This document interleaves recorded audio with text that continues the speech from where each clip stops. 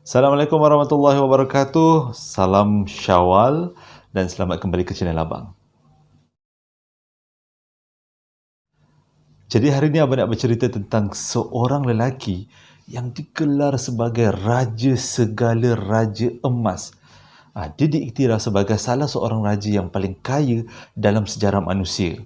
So kalau korang nak tahu ceritanya pada mula sampai habis, tonton video Abang. Bagi yang belum subscribe, boleh subscribe channel Abang. Jadi ini menjadi motivasi untuk Abang cerita dekat korang semua cerita-cerita yang menarik. Abang kan masa mula-mula baca cerita ni, Abang rasa sangat excited. Sebab Abang tak sangka ia adalah satu sejarah yang sangat memberi kesan kepada diri Abang. Sebab dia menceritakan tentang seorang lelaki, iaitu raja yang beragama Islam yang sangat kaya dalam sejarah manusia. Lelaki yang Abang maksudkan adalah bernama Musa pertama, Musa ke-1 ataupun Mansa Musa. Musa ni sebenarnya adalah raja kerajaan Mali, seorang raja yang sangat adil dan saksama pada zamannya. Ia telah mentadbir Mali bermula daripada 1312 hingga 1337. Maksudnya bermula dia naik tahta sampailah dia meninggal, dia menjadi seorang raja yang zalim, yang adil dan saksama dan banyak melakukan pembaharuan dalam kerajaan Mali.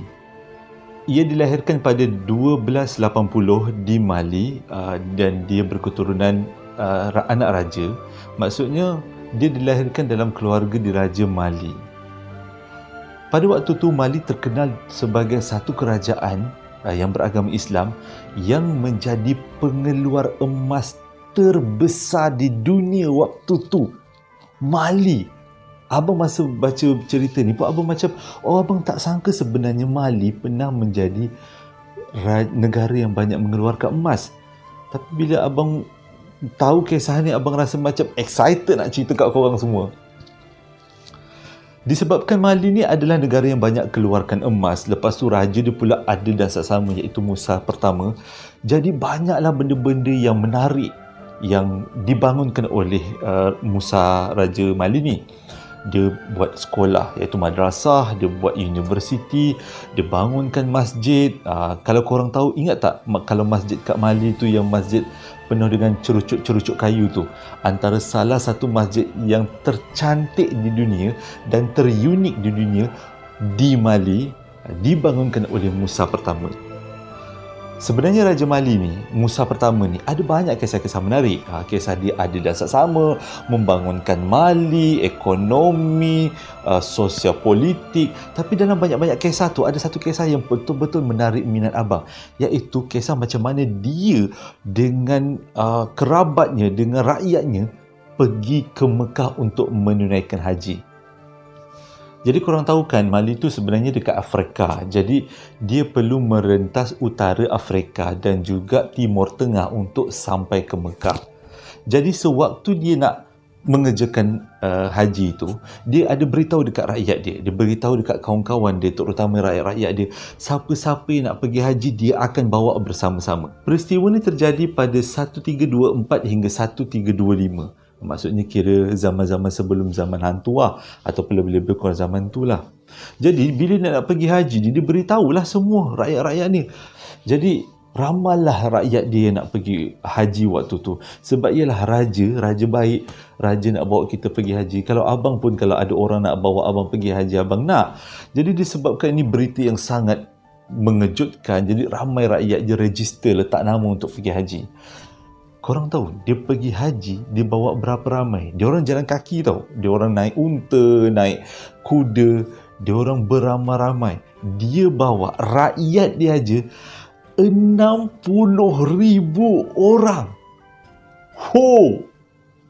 Lepas tu rakyat-rakyat dia semua, dia bukannya rakyat ni bawa pakaian biasa, dia sponsor daripada makan sampai pakaian. 60,000 orang rakyat dia. Jadi rakyat-rakyat dia ni waktu ikut nak pergi haji tu pakai pakaian jubah yang mengelip-ngelip, yang sutera.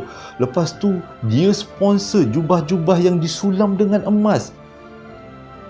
Tahu tak kenapa dia buat macam ni? Sebab dia nak beritahu pada dunia bahawa Mali adalah negara yang sangat sangat kaya dengan emas, dan Mali adalah satu-satunya negara yang sponsor rakyat dia pergi haji pada waktu tu. Hebat tak hebat? Abang boleh bayangkan berapa ramai orang, 60,000 orang berderet-deret, naik kuda, naik unta, naik kereta. Kereta apa? Kereta berhias nak cakap. Kereta pedati untuk pergi haji. 60,000 orang. Itu rakyat dia. Korang mesti lagi terkejut. Selain daripada rakyat dia, dia juga bawa hamba. Sebab apa dia bawa hamba? Dia nak bawa emas sepanjang jalan daripada Mali ke Mekah. Dia nak bawa emas yang banyak. Korang tahu berapa ramai hamba diperlukan? 12,000 hamba digunakan untuk mengangkut emas daripada Mali sampai ke Mekah, merentasi Afrika Selatan, Afrika Utara dan juga Timur Tengah. Dahlah bawa 60,000 orang rakyat, bawa juga dengan dia punya hamba sebanyak 12,000. Abang rasa dia ni memang bukan calang-calang raja. Kita tak ada kat zaman tu. Tapi banyak sejarawan seperti Ibnu Battuta mencatatkan tentang kisahnya. Sejarawan Barat pun ada mencatatkan, sampai ada yang kata Musa ni adalah seorang lelaki yang dikelar King of Midas. Midas ke Midas lebih kurang je. Iaitu orang yang sangat kaya, yang sentuhannya adalah sentuhan emas. Dah tu pula dia bawa 80 ekor unta untuk mengangkut emas. Dan kuda lagi. Tapi kuda tak dinyatakan berapa banyak kuda yang dia bawa. Memang lain macam raja ni. 12,000 hamba dengan 80 ekor unta digunakan untuk membawa emas. Korang mesti pelik, kenapa dia nak kena bawa emas? Sebenarnya Raja Musa ni baik hati. Dia suka bersedekah. Jadi dia tahu dalam perjalanan dia pergi ke Mekah tu, dia akan jumpa dengan ramai orang-orang yang susah. Dan sepanjang jalan daripada Mali sampai ke kota Mekah, dia sedekah jongkong emas pada setiap orang yang dia jumpa. Korang bayangkan kalau korang salah seorang yang terserempak dengan Raja Mali ni waktu nak pergi Mekah. Lepas tu dia bagi korang jongkong emas. Korang rasa apa? Rakyat waktu tu berguling, dik.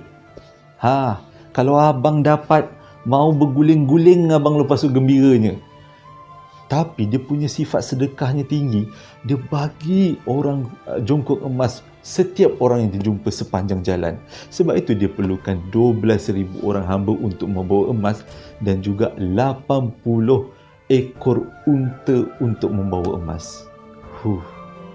Kagum kan? Abang baca pun mula-mula, ya Allah, kagumnya abang dengan raja ni. Tak sangka seorang raja beragama Islam yang permurah macam ni pernah wujud pada satu zaman sedulu. Korang janganlah cerita Nabi Sulaiman, janganlah cerita dulu, itu level lain. Ini kita cerita raja pada kerajaan-kerajaan sewaktu tu. Dan akhirnya sampailah Raja Mali tu ke Mekah. Lepas tu dekat Mekah tu pula dia bina masjid sepanjang jalan, bukan kat Mekah. Sepanjang jalan sambil-sambil dia sedekah emas. Sampai hari Jumaat dia akan sponsor tempat tu untuk dibangunkan masjid. Gila. Ini memang kaya gila. Dahlah sedekah emas sepanjang jalan, bina masjid pula tu. Setiap hari Jumaat sepanjang jalan perjalanan dia ke Mekah, dia minta orang bina masjid, dia sponsor sebab dia memang dah kaya raya. Sesampainya di Mekah, dia pun mengejarkanlah haji dengan rakyat-rakyat dia, dengan orang-orang lain dengan begitu tekun dan tawaduk, dan dibangunkan kemah-kemah untuk rakyat-rakyat dia. Dia tak menyusahkan orang di kota Mekah lah. Dia bangunkan kemah-kemah yang banyak untuk rakyat dia. Jadi rakyat-rakyat dia dan hamba-hambanya boleh mengerjakan haji. Sesampainya dia kat Mekah, dia pun mengerjakan haji tanpa dia tahu. dia telah buat satu kesilapan yang sangat-sangat mengejutkan dunia. Korang ingat tadi? Ingat tak tadi dia sedekahkan emas kan sepanjang jalan daripada Mali sampai ke Mekah? Disebabkan terlalu banyak dia sedekah, harga emas telah jatuh lebih teruk daripada harga besi. Semua orang dapat emas. Semua orang dapat sejongkong emas. Kalau yang berhenti waktu tu ada 6 orang anak, 6 jongkong emas sekali dapat. Sebab itu harga emas waktu tu jatuh merudum. Waktu tu dia kat Mekah, dia tak tahu. Bila dah jatuh merudum, pada masa yang sama, harga barang meningkat naik. Tepung naik harga, gula naik harga. Silap-silap tasbih naik harga. Disebabkan harga emas jatuh lebih teruk daripada besi waktu tu. Jadi bila dah semua barang-barang jatuh, keadaan ekonomi agak kucar kacir. Waktu ni Musa pertama memang tak tahu. Selepas dia habis kerjakan haji, dia keluar daripada Mekah kan, barulah pembesar-pembesar dia beritahu, tuanku, sebenarnya ekonomi dah semakin teruk. Ekonomi Afrika dan juga Mekah dia semakin teruk. Harga emas jatuh gila-gila disebabkan tindakan kita sedekah emas dalam bentuk jongkong daripada rakyat-rakyat sepanjang jalan kita jumpa. Dia pun bila tahu benda ni, dia sangat terkejut dan dia rasa bersalah. Jadi korang tahu apa dia buat? Dia beli balik emas-emas yang ada di kawasan kota Mekah dan juga Mesir dengan interest atau dengan bunga yang sangat-sangat tinggi, dengan tujuan meningkatkan semula ekonomi di kawasan Timur Tengah. Dan Alhamdulillah tindakan cerdik dia tu berjaya. Walaupun dia beli emas dengan harga yang mahal, ekonomi di kawasan Mekah dan juga kawasan Mesir meningkat semula. Harga emas meningkat semula. Harga barang jatuh ke harga yang sepatutnya. Itu yang terjadi. Kisah ni, kisah macam mana Musa pertama ni memberi emas, sedekahkan emas yang menyebabkan ekonomi jatuh waktu tu, dicatatkan sebagai salah satu sejarah di mana dia adalah satu-satunya lelaki yang boleh mengubah harga emas dengan tindakannya saja. Abang bila baca, abang rasa macam kagum, tak tahu nak cakap. Sebab itu abang semangat nak cerita kat korang. Ini salah satu cerita yang abang suka. Penatlah abang cerita yang pembunuhannya seronok, cerita pembunuhan, tapi ada kalanya kita kena cerita-cerita macam ni kan, cerita yang memberi inspirasi pada kita sebagai orang Islam, sebagai salah seorang penduduk di bumi ni, di mana wujudnya seorang lelaki yang begitu pemurah, yang menyedekahkan, yang memberi sedekah emas yang boleh mengubah harga emas dunia naik dan turun. Tapi di mana permulaan ada situ pengakhiran. Pada 1337 Musa pertama meninggal dunia. Biasalah, ada yang kata dia meninggal sebab sakit balik daripada Mekah, tapi ada yang kata dia tak meninggal waktu tu, dia cuma melarikan diri daripada negara dia. Dia nak jadi alim ulama yang meninggalkan hal-hal dunia. Ada juga yang cakap macam tu. Terima kasih sebab dah menonton video abang daripada mula sampai habis. Sebenarnya sekarang ni waktu 12.30 malam tau. Abang cerita. Sebabnya abang tak nak tunggu siang. Abang nak supaya semangat cerita tu sampai kat korang. Mungkin suara abang tak terlalu kuat, tapi terima kasih sebab dah menonton video abang. Cerita tentang Musa pertama, seorang lelaki yang mengontrol harga emas dunia.